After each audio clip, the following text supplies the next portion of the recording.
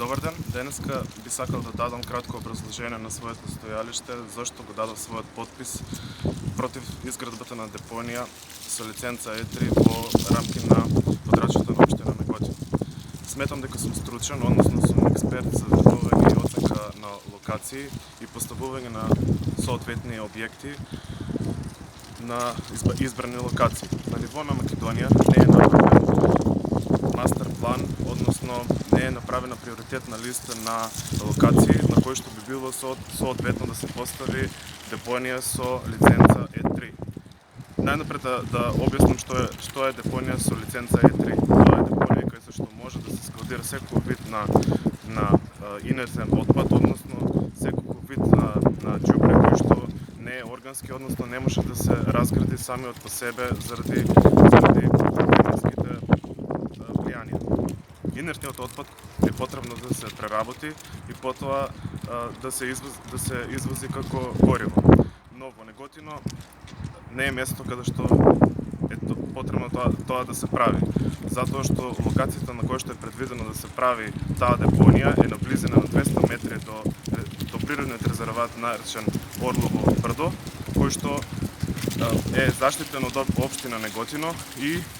тампон зоната, односно безбедносното растојание, кое што по сите директиви и норми на Европската комисија за животна средина е препорачливо. Тампон зоната заради безбедност и здравје на граѓаните кои што се во околината на таа депонија и на тој објект е опасно по здравјето на граѓаните. Тогаш во тој случај потребно е да се обезбедат сите потребни нормативи, односно тампон зона и растојание на таков еден објект со E3 лиценца на оддалеченост од 1000 метри до реки, езера,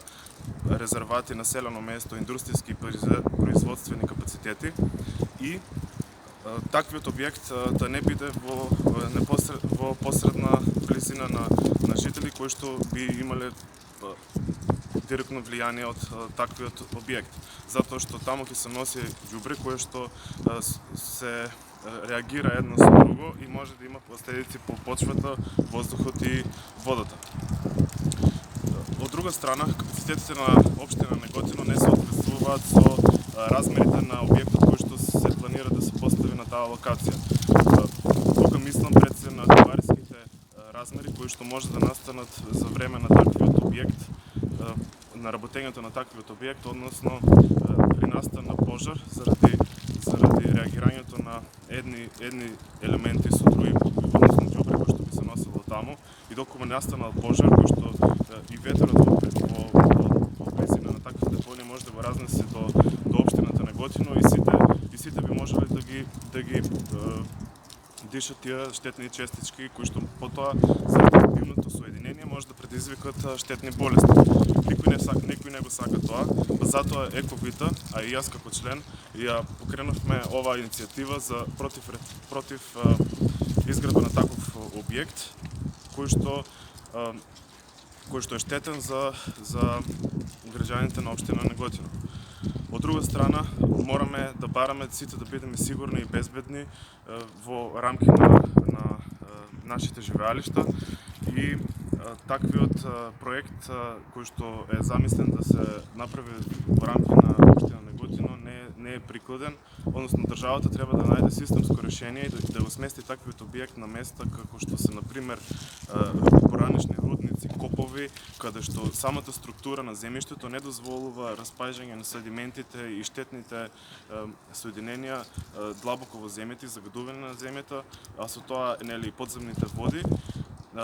или пак непосредно ширење на штетни честички од прав во околината на таквите објекти. Затоа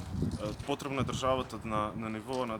држава да се уреди систематски за овој вид на депонија, затоа што непосредната опасност заради